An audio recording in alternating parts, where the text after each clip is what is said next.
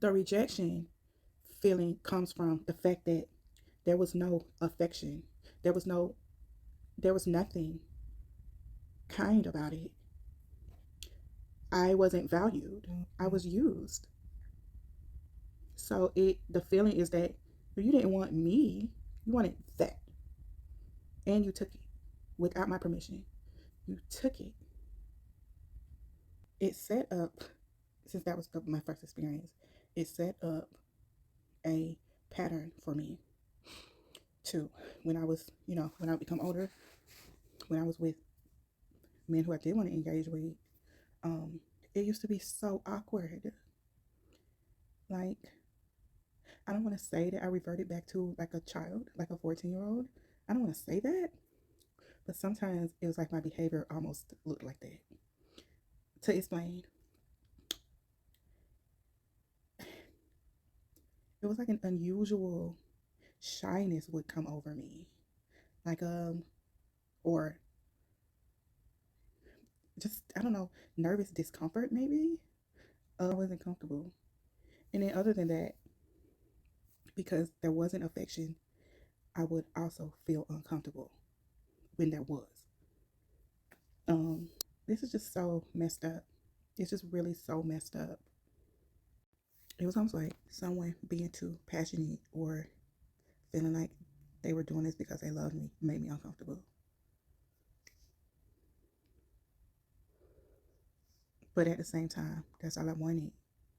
I wanted it. I wanted the intimacy, the emotional intimacy. But yeah, it was almost like when I got it, I would be like, no, no. I don't know how to explain it. I would literally push people away from me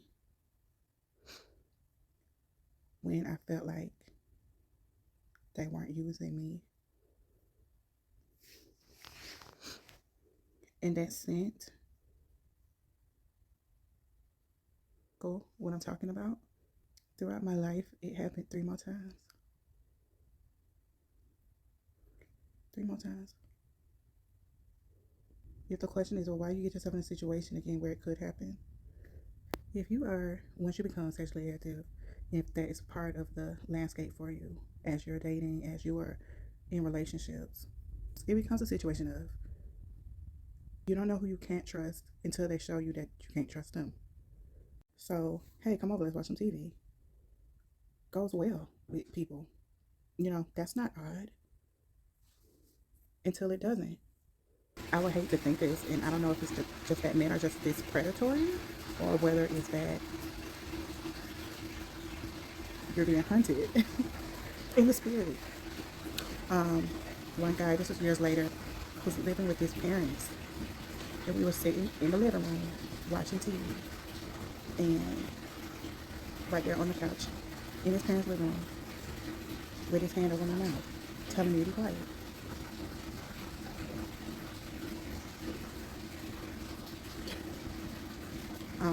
Another time was just from someone that was my age as well.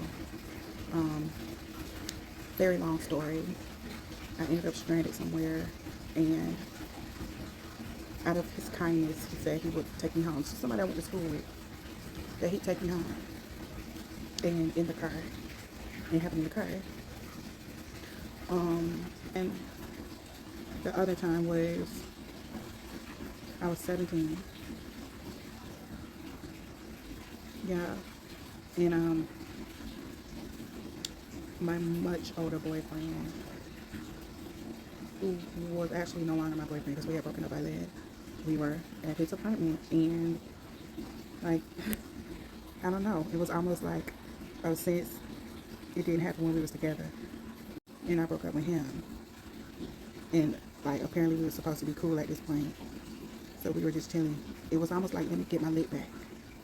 And what was so odd was the exact same way that the first guy did. Remember how I was speaking about my knees being forced, like pried open? It was like he did the same thing. Like, is this a predator move? Do y'all associate with each other? I'm on top of you, wedging my knees in between yours and prying open with my thighs. like using all of my thigh muscles to pry your knees apart because my knees are wedged in between yours.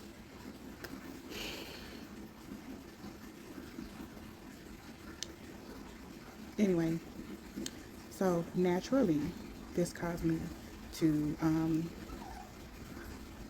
not trust men as much, not want them, like the feeling of safety.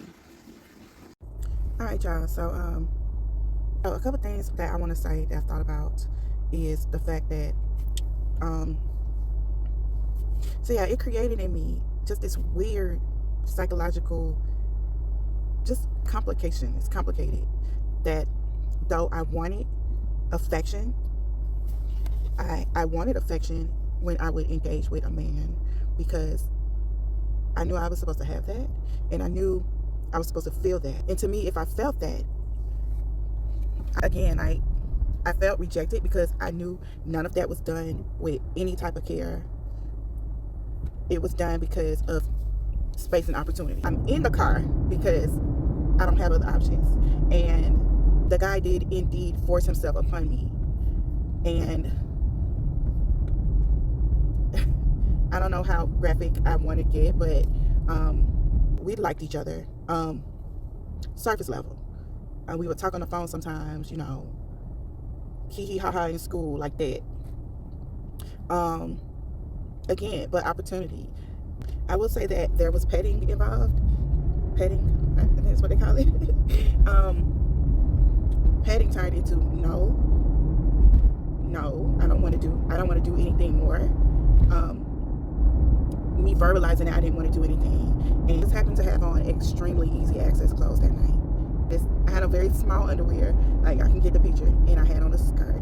And I'm saying that to explain how it was very easy for him to transition from second base to fourth in the midst of a struggle.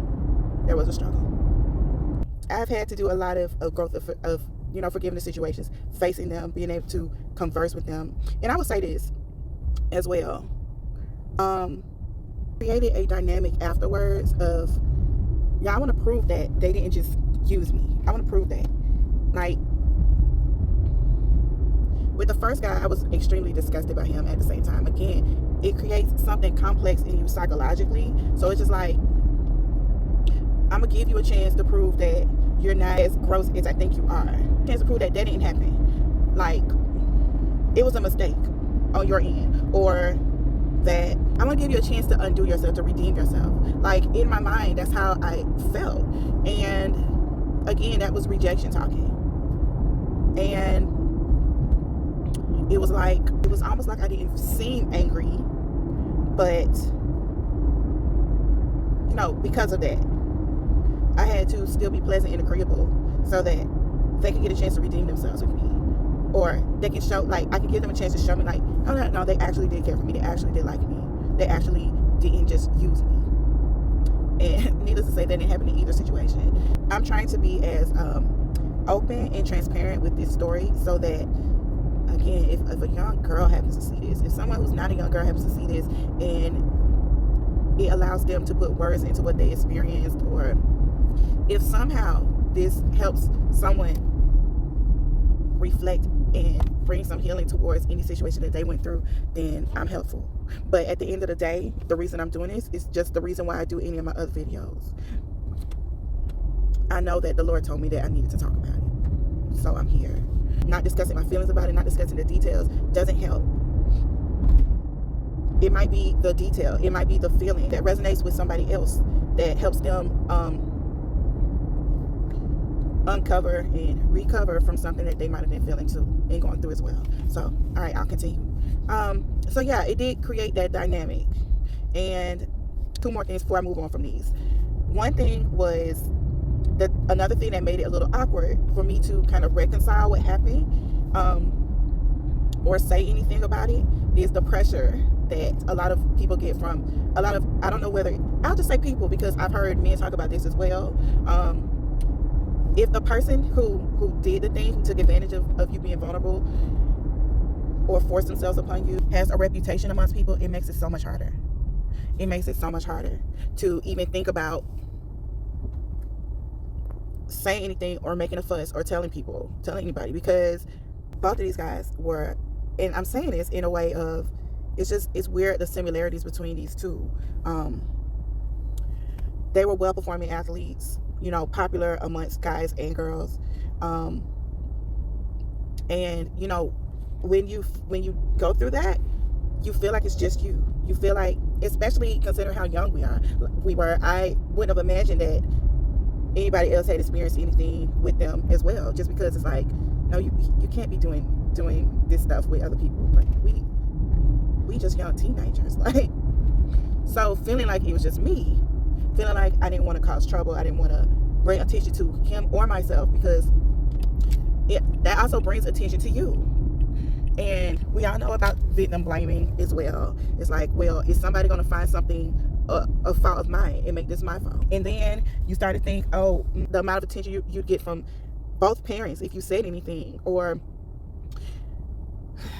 also the kind of attention that my parents will get from other people, because then they'll be put under a microscope and scrutinized. Then it's like, oh, well, on top of that, it's like, oh, now everybody knows that I've had sex. I'm only 14, 15. I don't want anybody, that's not something I would want anybody to know. It's my private information. But as soon as if I were to say something, I don't know, it almost makes the person that was taken advantage of feel like they become public enemy number one, instead of the person who actually took advantage of them. Sometimes out of like a form of compassion of some sort, it's like, okay, just about everybody eventually has sexual intercourse with somebody, okay, regardless of how it happens. Like, this is the thought, so I'll just deal with it. But not everybody gets in trouble with the law, and I don't want to ruin this person's future, even though they've ruined a piece of me psychologically. But as a child, you don't think about how it impacts you psychologically. You don't know how it impacts you psychologically. And what's even worse is, like, adults don't even understand the gravity of how these things impact people psychologically. Hence, the victim blaming. Oh, you shouldn't have did this. Why'd you do this? How come you didn't do this afterwards? Giving all of your advice of what shoulda, coulda, woulda been done. Okay, well, that's not what was done. And again, I'm not here for a pity. I'm not here to talk about this to get anybody in trouble, or, my goal in this is for someone else to find God in whatever void they've had if they've gone through a situation like this. That's my goal. But what I'm also knowing is that vengeance is not mine in this matter. So, is it necessary for me to drop names? No, it's not. And I'm gonna leave that there. I don't know. And then the thought of protecting other people from the person, I don't know if that occurs to you as a 14, 15-year-old. Because, well, in my case, I kind of, like I explained before, felt like this can't be happening to other people. Maybe it was a mistake. I see how these were very predatory now, but before, of course, I knew it was wrong. I knew it was forced, but I didn't think that it was their nature. I thought maybe there was something about me or the situation that made them want to do that to me. I didn't feel like it was a part of them, that maybe that this is something that's wrong with them, and then that would allow them to have other people that they also took advantage of. I didn't think of it like that. So the thought of, oh, you needed to tell to protect other people, never crossed my mind. The thought was, if I tell, this is the amount of things that could go wrong with me telling. This is the amount of things that could backfire on me. This is the amount of things that could ruin their life. That was a thought. I don't think like that no more. But I'm a whole grown woman now. So I explained how this led to, feelings of rejection, and the dynamic that played in my mind, where it's like, okay, I wanted to feel affection, but at the same time, when someone would give me affection, it would make me cringe. Or when I was in a situation where I wanted to engage with someone, it was like I was acting so bashful. I was acting so like I was uncomfortable, because my first experiences weren't normal. I didn't know how to be normal. I don't know what to say. And that dynamic would would happen for years unless I was drinking. You know what alcohol does? It makes your inhibitions silence. It mutes and tones down the things, your insecurities. It makes you freer. It gets you out of your head more. So as I would get older, that would affect how I interacted. Whether I had, I guess, prepped myself up with some alcohol first or not. Goodness.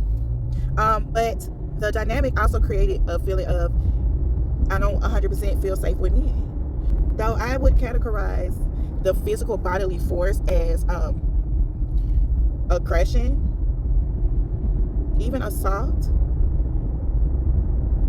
In a way, it's like I wouldn't categorize it as violent because my picture or my idea included, just terrible things that I've heard that other people go through.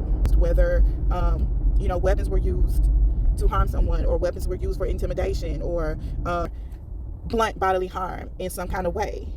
And I didn't experience that. For me, it was like I didn't feel safe that I could let my guard down because of those things. But I also didn't feel frightened to be in the company of a man. By the time I was age 22, it happened 4 times.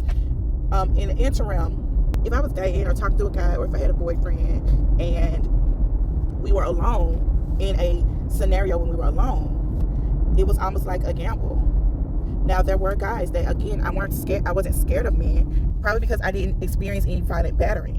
So the feeling or the thought was still like, okay, this is a part of the experience. You meet guys and you might meet some gross ones, and you might meet some entitled ones, and you might meet some that feel like they don't have to respect your body. But obviously not all guys are like that, and I didn't paint the picture in my mind that all guys were like that, which still left me open to being alone with guys. And knowing that if I had chosen to engage with a guy sexually, I could own that choice and feel like it was my choice. But at the same time, things could go left. There could be a guy that didn't respect me, and just mentally I had to kind of just come to grips with that.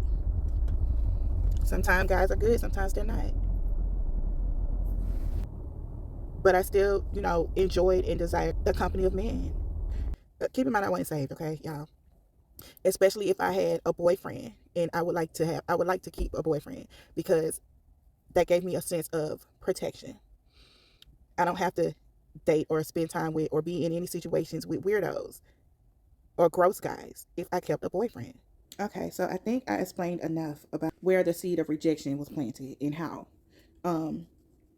through those years, and how that showed up in me, wanting to feel affection and not just physical connection.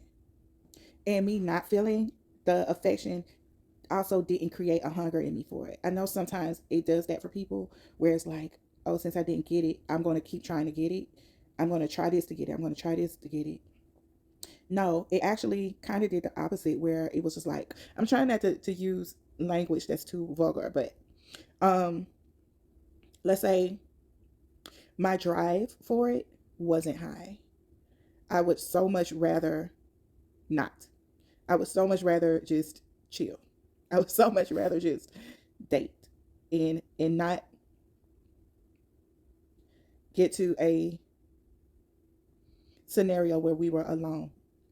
Unless, again, if I was in a relationship. If I was with a boyfriend, then I was safe. If I was with a boyfriend, it was a choice. If I was with a boyfriend,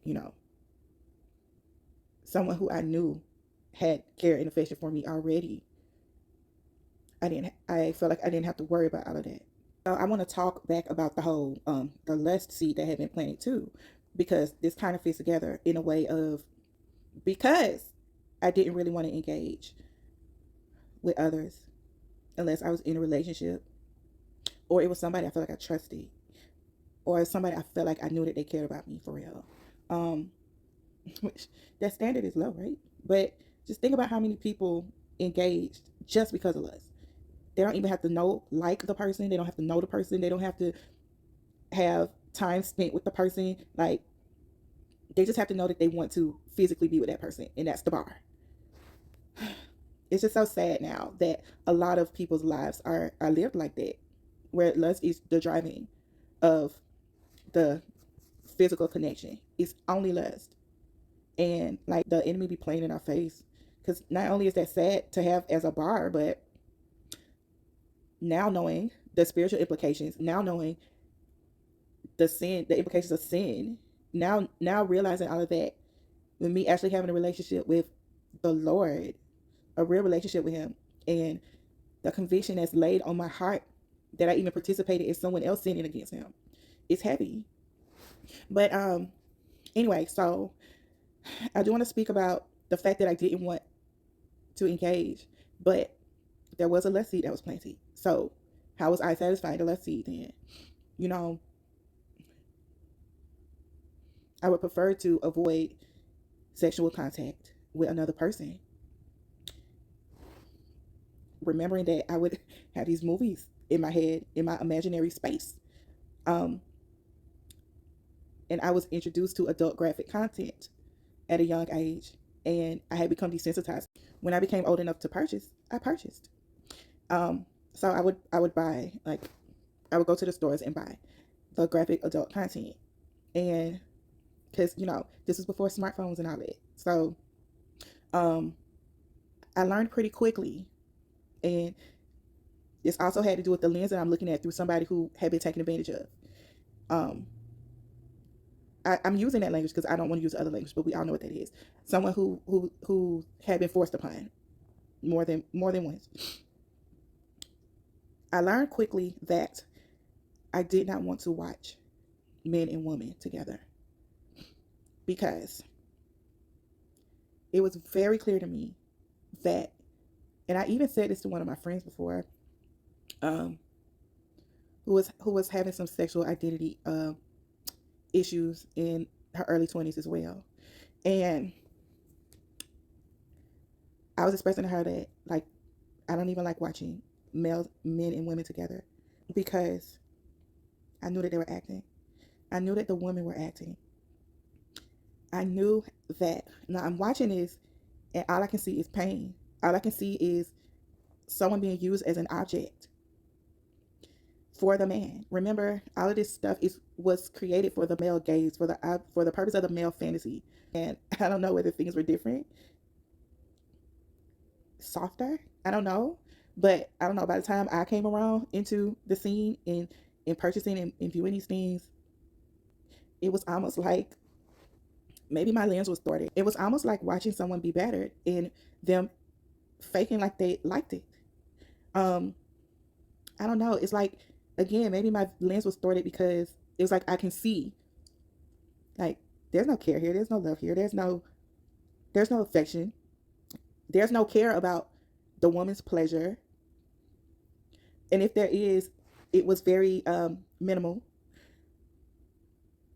It usually stopped after the man was pleased. The majority of it was based on the man being pleased. Um, if it felt like the woman was just an object of pleasure, it wouldn't even sit right with me. I would end up feeling disgusted by it, to the point where it was just like, I can't even watch this no more. I'd rather watch women. I'd rather watch women engage with each other.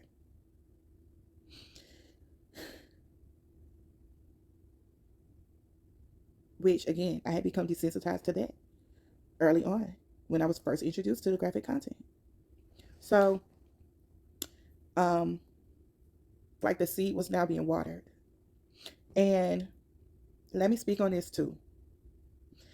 A lot of heterosexual people watch the adult graphic content, and they think that other seeds aren't being planted while they're watching it, but they are. Seeds of homosexuality, even as a heterosexual person watching heterosexual people engage. I think that seeds of homosexuality are not being planted, but they are. Here's one thing that I know now. We weren't meant to be voyeurs. We weren't meant to be spying and looking at other people.